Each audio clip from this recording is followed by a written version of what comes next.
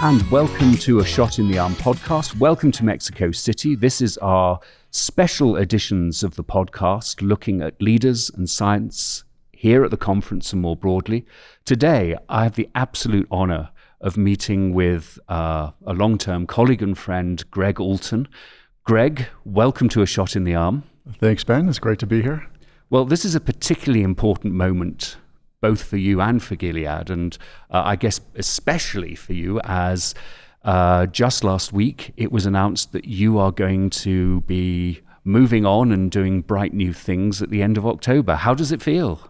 It's an odd feeling. It's sort of bittersweet. You know, I've been at Gilead. It'll be actually my last day at Gilead will be October 4th, which is the exact date of my 20-year anniversary, which was not a coincidence. I really wanted to be able to say I was at Gilead 20 years, and so it's bittersweet. I'm going to miss the people working at Gilead. I'm going to miss, just all the great work that we've been doing and the work we're going to be doing into the future. But also for me, it's kind of exciting to think, okay, and I'm just kind of going to be open to sort of what's next out there. I'll take some time with my family and kind of live sort of a day-to-day on that. But I'm just kind of explore what's out there. And someone asked me, what are you going to do? I said, I just want to do something impactful. I don't know if it's going to be private sector, public sector, what we'll see, but something impactful. I know that a lot of us will have some very, very clear ideas on what we would imagine it would be great for you to do. So I imagine your email is going to be absolutely packed. But so your final role at Gilead has been Chief Patient Officer. Could you tell us a bit about what that has involved? So that's involved really trying to do more of putting the patient at the center of our activities. So really trying to listen more to patients, communicate better with the patients, what we are doing, and really try to identify the gaps particularly in access to our medicines, whether it be financial challenges, whether it be social determinants of health, stigma, discrimination, and really working with them to try to come up with better programs so that the benefits of our products can reach those patients, but also go beyond that as well. So that's included the access programs. It's included community relations and some of the philanthropic work as well. So it's been a very interesting bucket of things that you've been overseeing. Yeah, including medical affairs, everything. So really kind of rallying everybody together, and we've developed some common programs such as the Compass program or the we'll be with a number of other programs to address disparities in health, but really rallying all those functions together. And so it's been a really exciting time. So one of the things that I think for many of us involved in global access work is that you got to be, it was interim, but you got to be Chief Executive Officer. And, that's like a pinnacle for us that one of our own becomes a CEO. What was that like, and what did you bring from access, from all the work that you had done to make that work? So first of all, what was it like? I can't deny it was actually a lot of fun. It was an honor to be CEO at Gilead, even in an interim basis. I think it also just reflects our board of directors, and I'm really seeing the value of the work that we do within the Access program. And when I say Access program, I mean not just the poor countries of the world, but everywhere. That type of leadership is what is important for our company. And the company recently made a major investment and partnered with a firm I know from way back when. It seems everybody at some time has spent some time in Belgium. The Galapagos Group, who are an immunology company, and for someone like me with severe Crohn's disease, that's a very, very interesting set of investments. But I got to ask you, how would you deal with concerns that perhaps the new CEO, Daniel O'Day, is sort of taking the company maybe in a slightly different direction and giving less importance to HIV? So I don't think he's giving less importance to HIV. And if you look at the Galapagos deal, this is really expanding our research at Gilead, really not related to what we're doing to providing access. And he is absolutely committed to access. He wanted me to stay, and he was very adamant about that. So my job over the next several months is really positioning our program, our access program in particular, but also all the elements of the Chief Patient Officer organization to continue the great work we're doing. And if you listen to, speaking to Dan, he does not believe that our access program stops with antivirals. He wants that to continue with oncology, with inflammation, assuming we have the right drugs for those to do the same type of work. And we'll have to modify the program to do that. But no, this is a commitment that moves forward. And I'm with the team here today, and they're all sad to see me leave, but also really ambitious about the future. Yeah. Do you think there's going to be a continued market for HIV medicines? A conversation I had in the hallway, and it was a bit of a downer conversation, was that, well, we're at the point where things are good enough, and policymakers and funders are going to be satisfied with that, and so that will disincentivize research, the exciting research that's happening here. Have you seen that?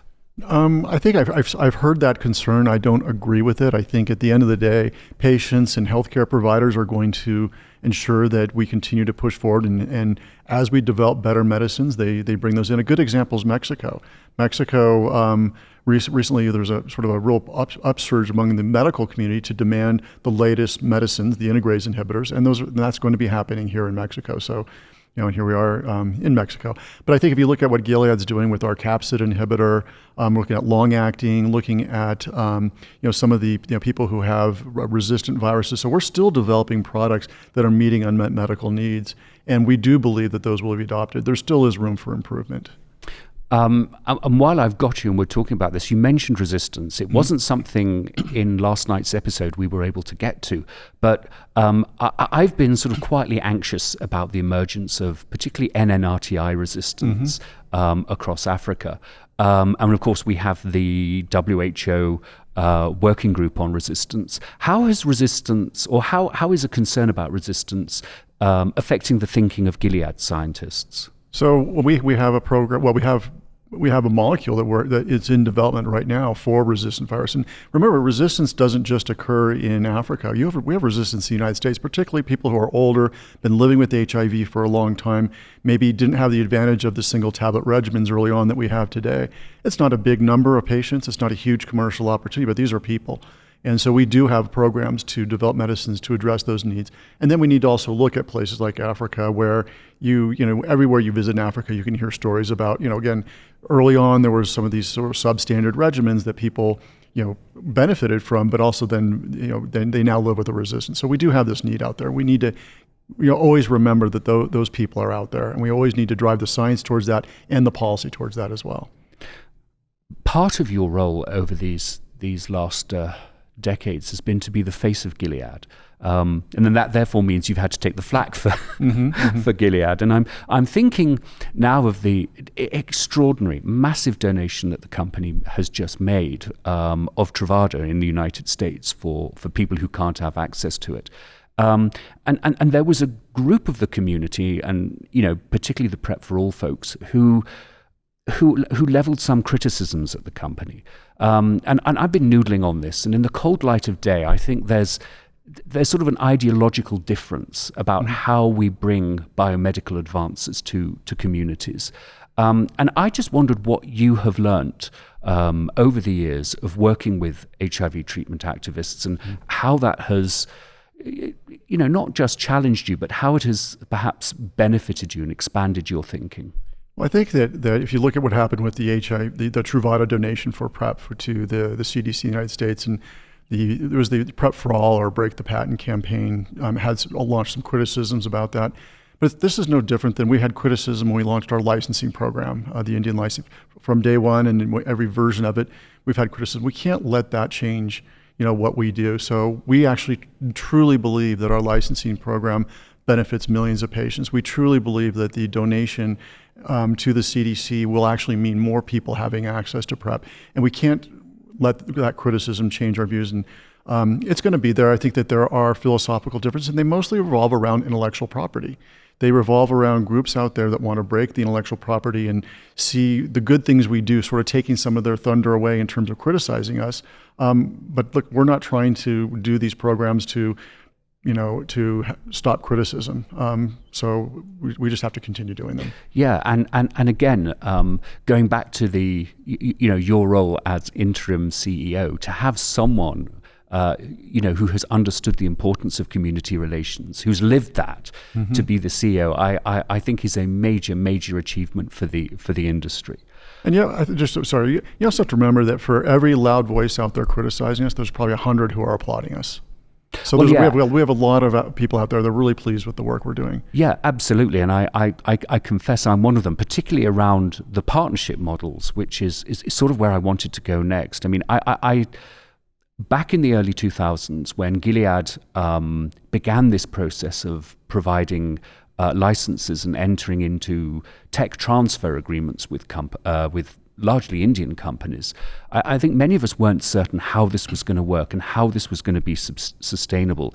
And yet here we are, at the end of the second decade of the 21st century, and this is straightforward business practice. I got to ask you, did you know this was going to work, or did you think, let's just try it and see? So it's probably a little bit of both. I mean, we had a lot of confidence this would work because at the time we launched the licensing program, the Indian companies were doing very good work in Africa. So we just thought, hey, we went to India, we met with them, and they were very excited to work with us. So we really had the hypothesis that if we created a truly generic marketplace where they can manufacture our products, set their own prices, we're not interfering with their manufacturing processes or their quality controls, really let them do what they do best.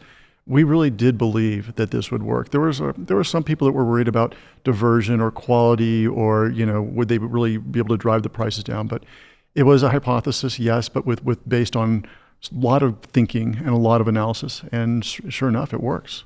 Yeah, absolutely. And I think one of the things it has been able to do is help build up the emerging middle income countries, and so you are able to. And this will be an interesting next phase, I guess, for your successors, to look at how to move from access markets to commercial markets. Mm-hmm. But in principle, this is a great thing. This is exactly what we wanted to see happen.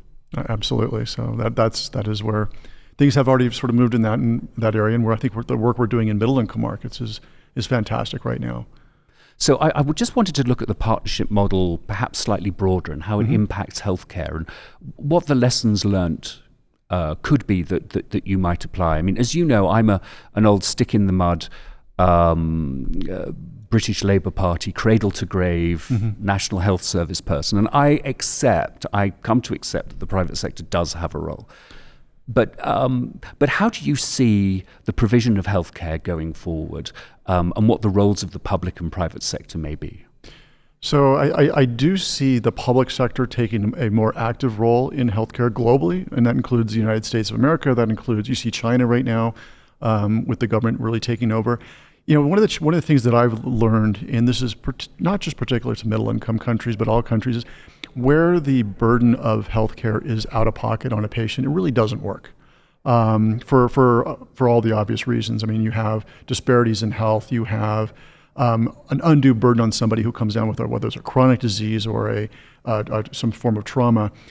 So you either have to have a national program, or you have to have broad insurance programs, but there needs to be a way so people don't have to directly bear the cost and impact of paying for not just medicine, but for healthcare.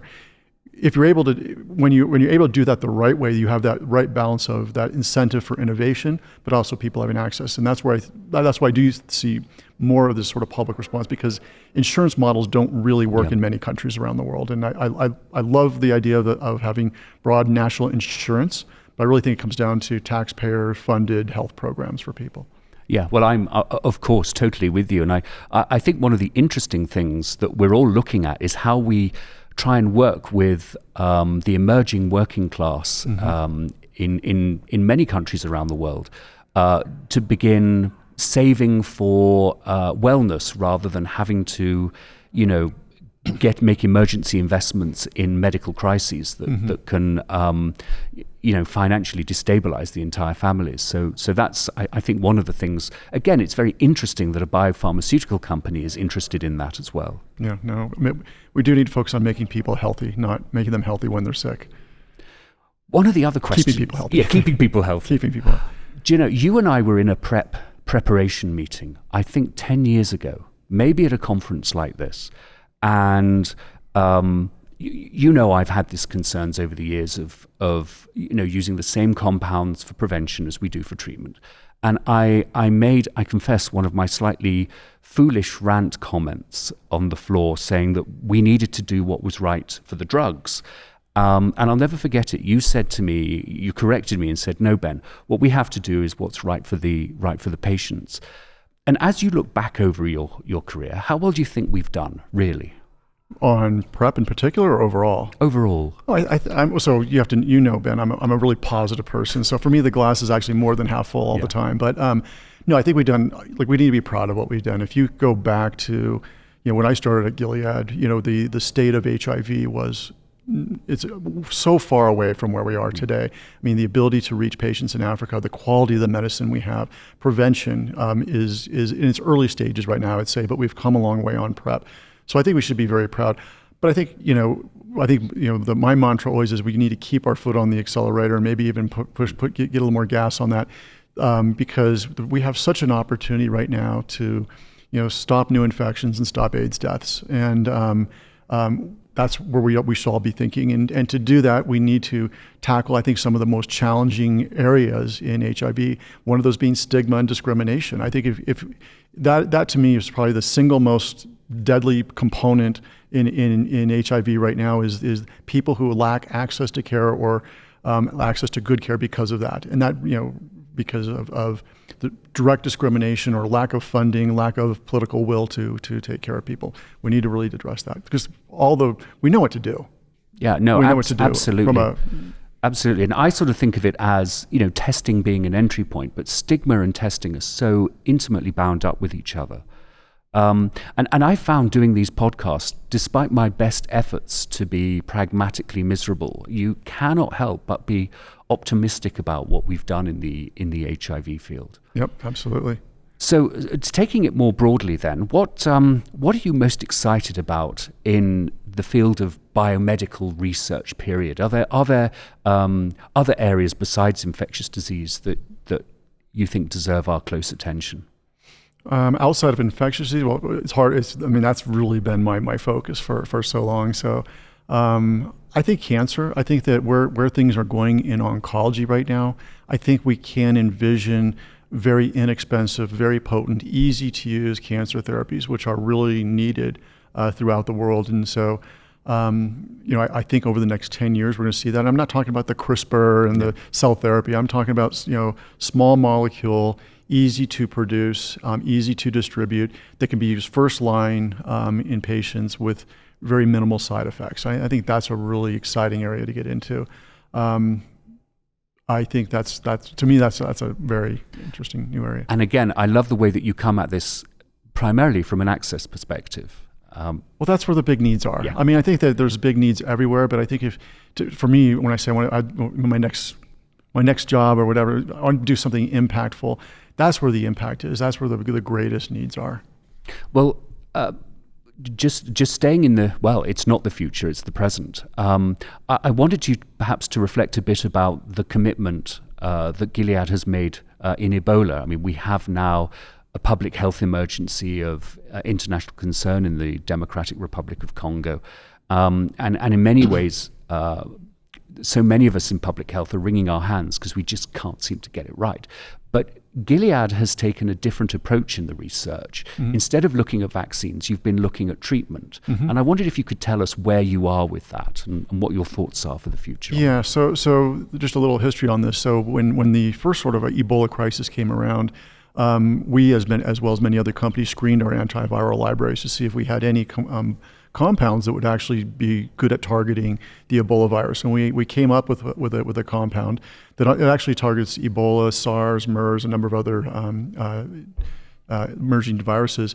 And we worked with USAMRIID on some animal models evaluating this compound. And it's also been used on an emergency basis a couple times successfully, although these are not well-controlled studies. So right now we're working with MSF, we're working with WHO and Congo, the DRC, to be prepared to actually commence a clinical study, probably starting with people that have existing reservoirs for Ebola, but again, really trying to get out to those who are sick. But as you know, right now, the ability to do clinical work in DRC is really, really challenging for us. It's extremely limited. So we have the scientific challenges. There's some safety concerns and other concerns with the compound that you often have in early stage development. But layer on top of that, you're in a war zone. Yeah, exactly. And the social political tensions there are such that there's really very little we can do in the traditional clinical trial model. And talking about instability, here we are in Mexico, and dare I say, just down the road is Venezuela. Gilead has been quietly perhaps, but quite active in supporting efforts to bring particularly HIV medications to the country. How has that worked, and how have you managed to stay out of the fight zone, as it were?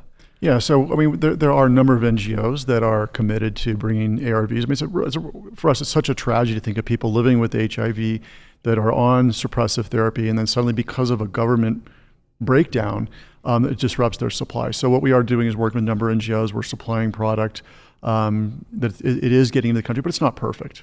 This is not a perfect situation, but we're doing what we can and supplying funding as well. Yeah, absolutely. Well, Gregg, I wanted at the end of this chat to touch on something perhaps more personal, and it's not something that I think many of us routinely know about you, but it's your Native American heritage. You keep it private, and completely understand that, but you and your family are very committed to addressing particularly the health issues of the Native American populations in the United States. I see that's very important to you, but perhaps could you tell us the ways in which your Native American soul, if you like, has helped you, has driven you professionally and personally? So I would say growing up, I don't hide my Native American ancestry. I just don't like going, hi, I'm Gregg, I'm Native American to people. But growing up, and I was very close to the community. I think it has exposed me to not just financial barriers and discrimination that exists. I think that has always helped out in terms of how I think about things and how I think about caring for people. I've also I have 3 adopted children. I think you know that as well. They're Native American that are basically refugees of drug addiction. So that's also exposed me to some of the ugly side of what happens in drug addiction, and so that's also, I think, shaped me a bit. But we've at Gilead, I think it's no coincidence I've been behind some of the work we're doing with Cherokee Nation right now, working with University of Oklahoma now directly with Cherokee Nation. I don't know. There's I think the other thing that I think people need to understand, the Native American community, there is a lot of need for in HIV and in hepatitis, and so been engaged in that as well. But in something else that people probably don't recognize, I did some work with. I'm a recovering lawyer, or as I say, recovering lawyer. But I've actually done some work with Indian Legal Services, representing the civil rights of Native Americans, and that's also been part of my experience as well. Well, Gregg, I know that we're going to continue to see much, much more of you, and I know A Shot in the Arm subscribers are going to be fascinated to know where you end up and what you do next. But just a deep thank you, I know, from many of us for all the work you have done over the last 20 years. And, we just wouldn't be where we are today, I think, without what you and the company has done. So thank you for being a shot in the arm. All right. Thank you, Ben.